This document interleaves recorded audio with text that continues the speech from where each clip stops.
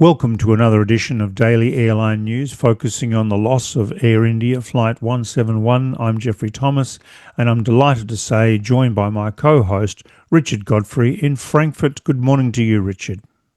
And good afternoon to you, Geoffrey. You.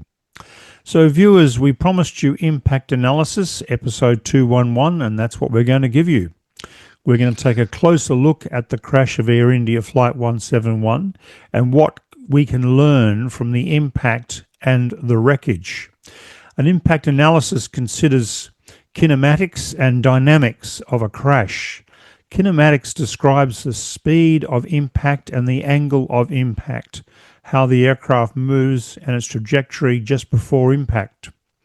Dynamics describes the forces of the impact, deceleration forces, G-loads, on the airframe and occupants, stress and strain in structures during deformation, impulse and momentum transfer from the aircraft to the ground, energy absorption and dissipation, fuselage, wings, landing gear, engines and fuel tanks. The main wreckage was spread over an area of 197 metres long by 62 metres wide. That's 646 feet by 203 feet.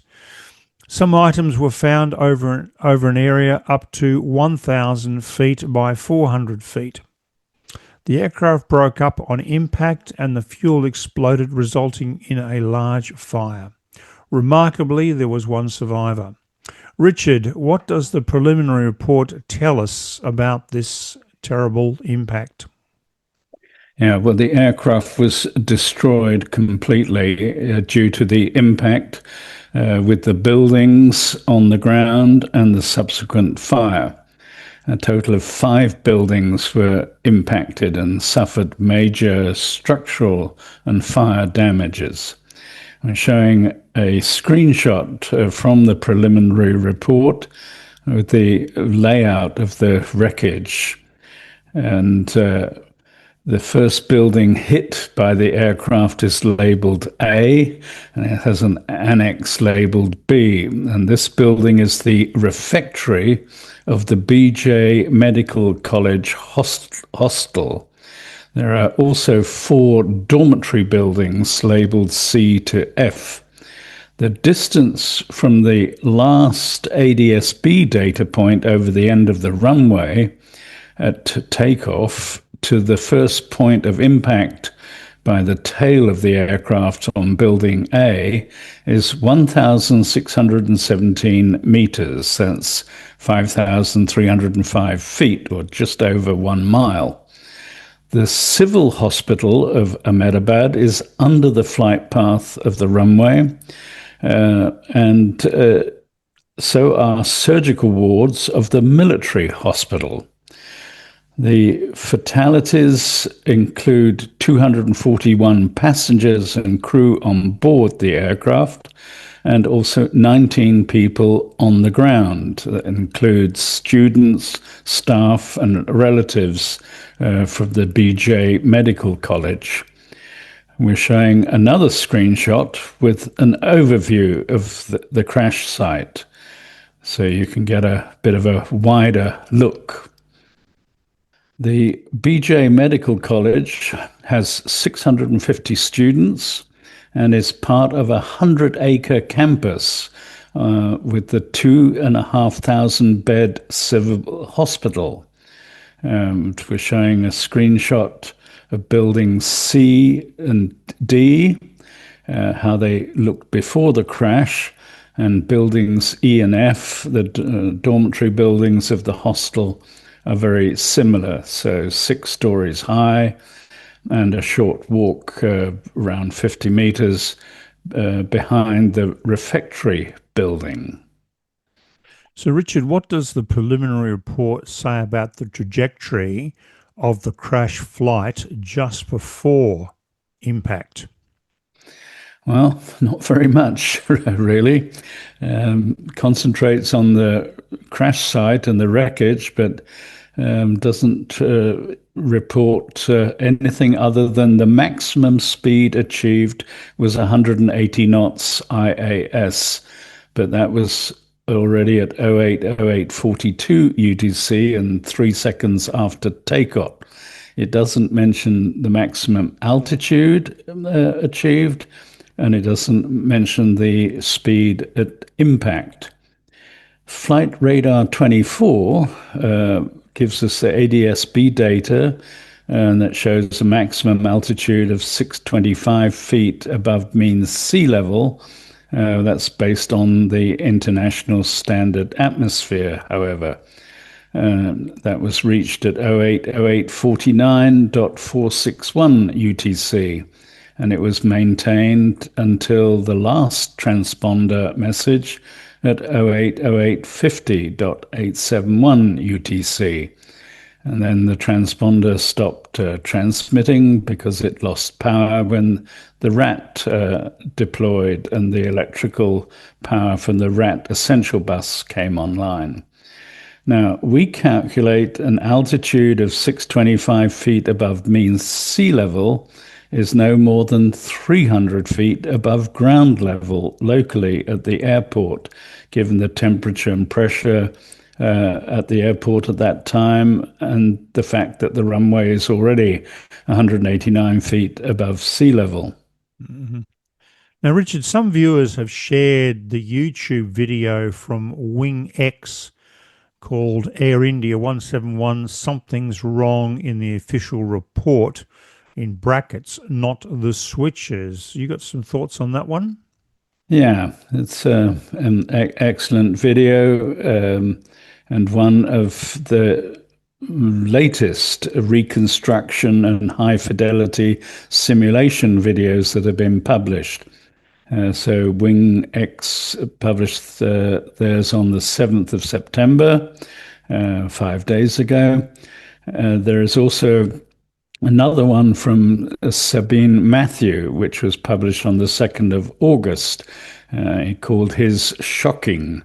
The pilots tried to save the airplane with proof. And interestingly, both of these videos agree with us about the preliminary report, and they highlight serious issues that they have with the preliminary report. Sabine, in his video, says the maximum speed reached was 206 knots, not 180 knots IAS, and the maximum altitude was 198 feet above ground level. And Wing X says the maximum speed reached was 196 knots, also more than the 180 knots from the preliminary report.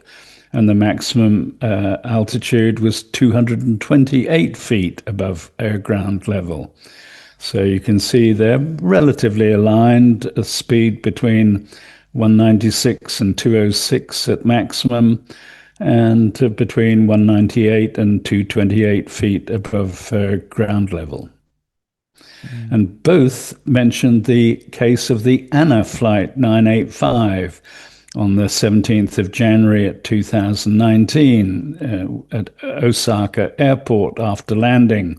And during the rollout, the thrust reversers deployed.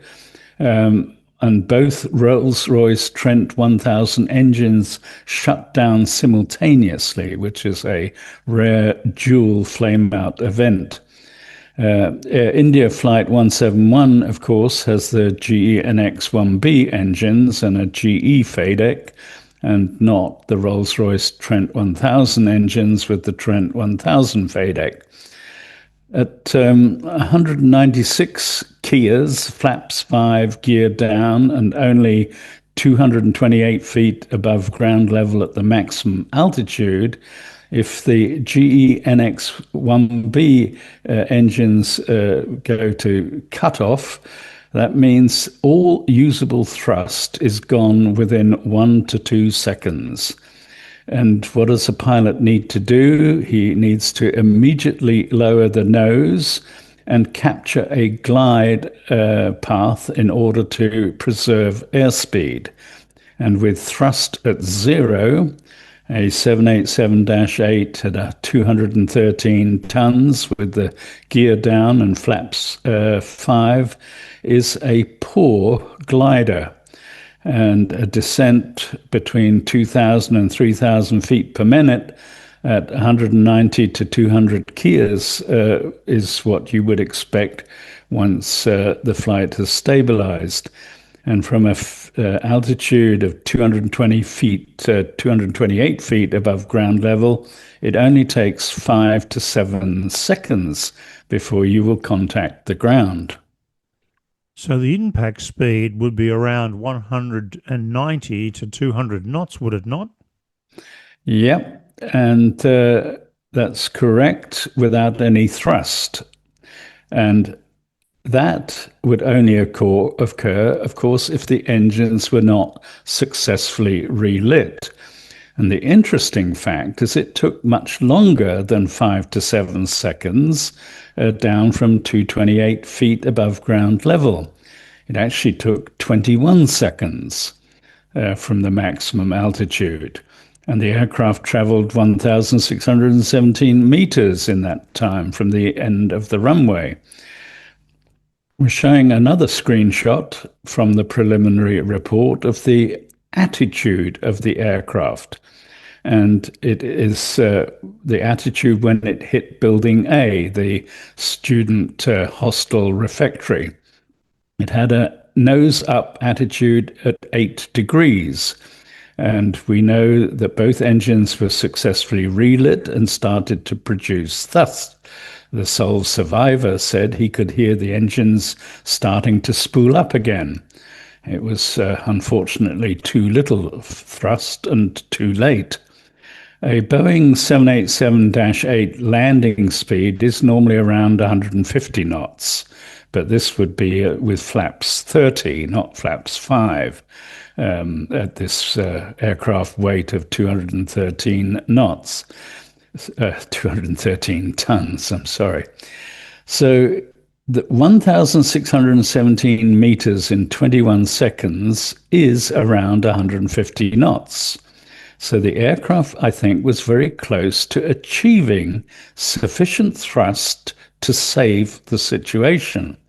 The aircraft scraped a chimney and some trees about 0.6 seconds before the tail hit the wall of the building. The impact speed was much slower than originally presumed by some analysts at ground at around 150 knots and not 200 knots. Yeah, exactly. And that's a key point. And the aircraft would still have been descending at around 650 feet per minute.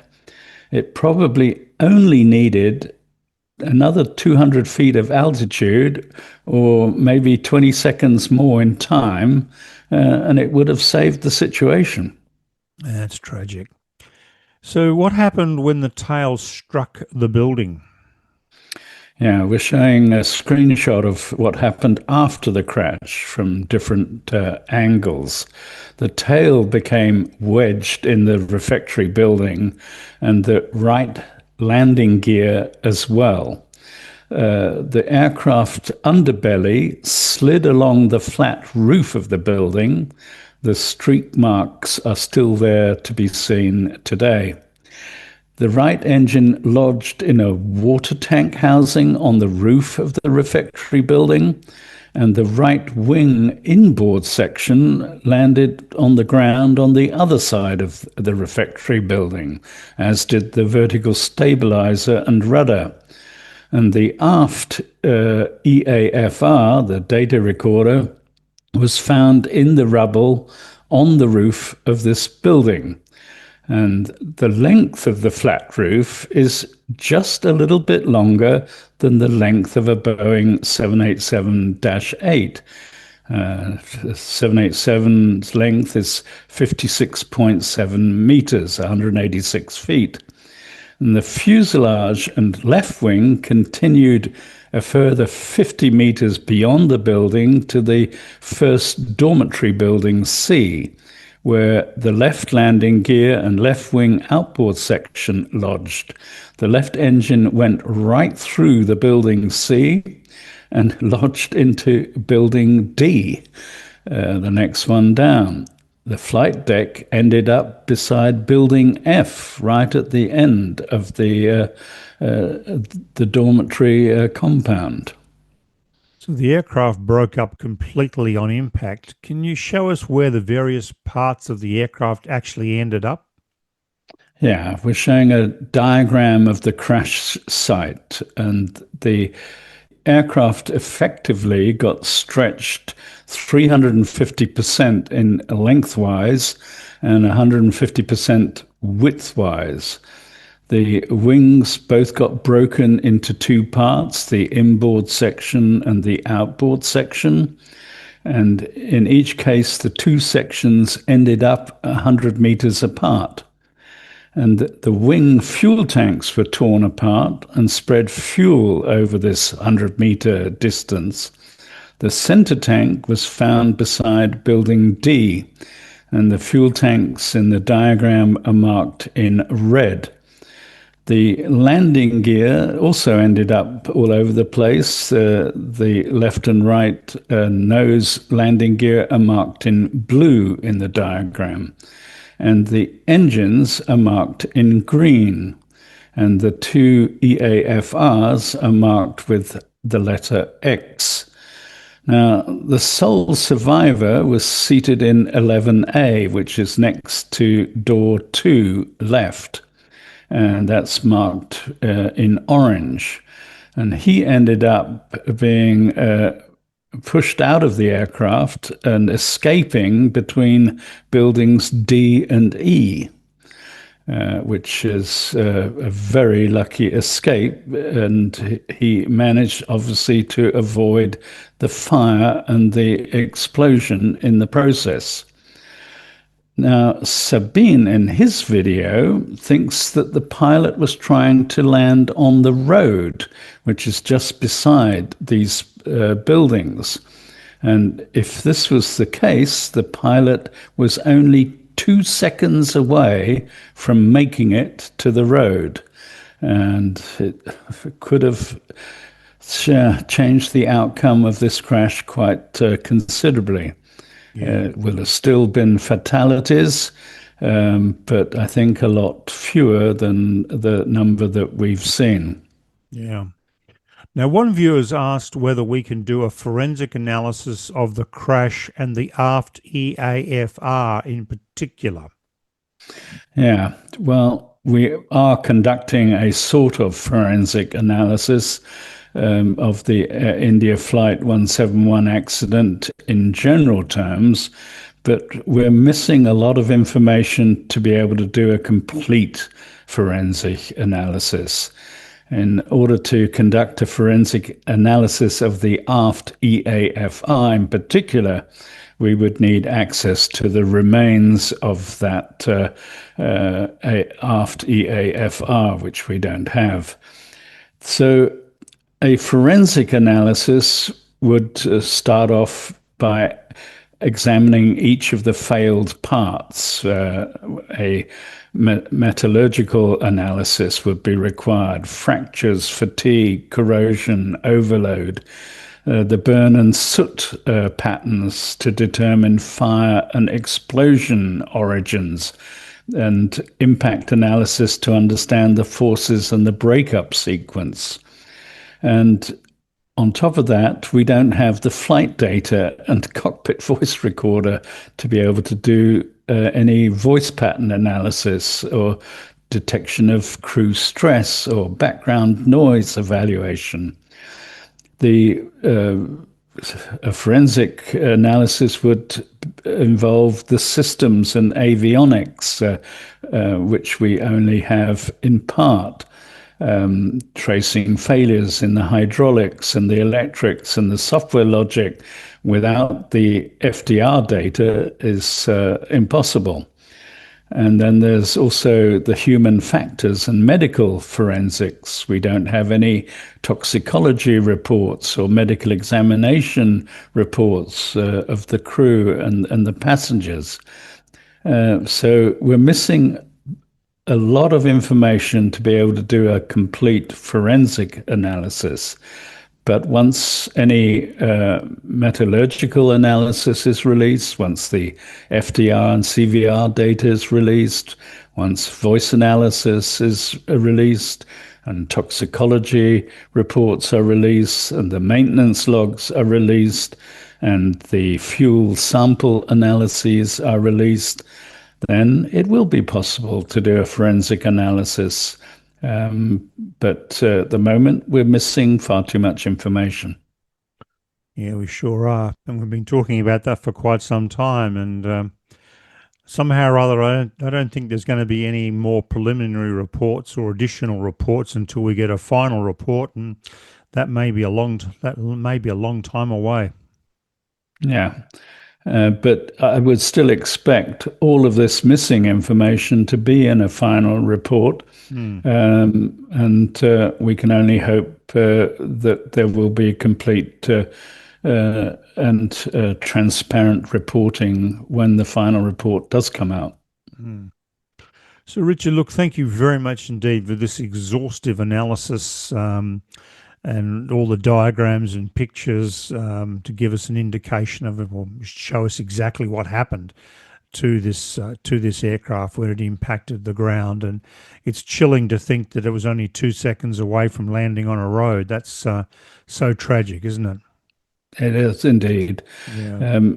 A little bit more time, and the outcome might have been completely different. Yeah, completely different. Certainly from all of that, plus what we've already been talking about over the last dozens of episodes, it's certainly not the sign of a deliberate act, is it? No, I think the pilots were working very hard to save the aircraft, and I think they did as much as humanly possible to save the aircraft. For sure. So, viewers, that's all we've got time for today. Thank you for watching.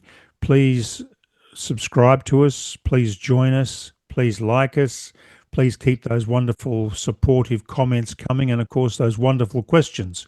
And we're going to be back tomorrow to look at the questions from this episode and the one we did a couple of days ago.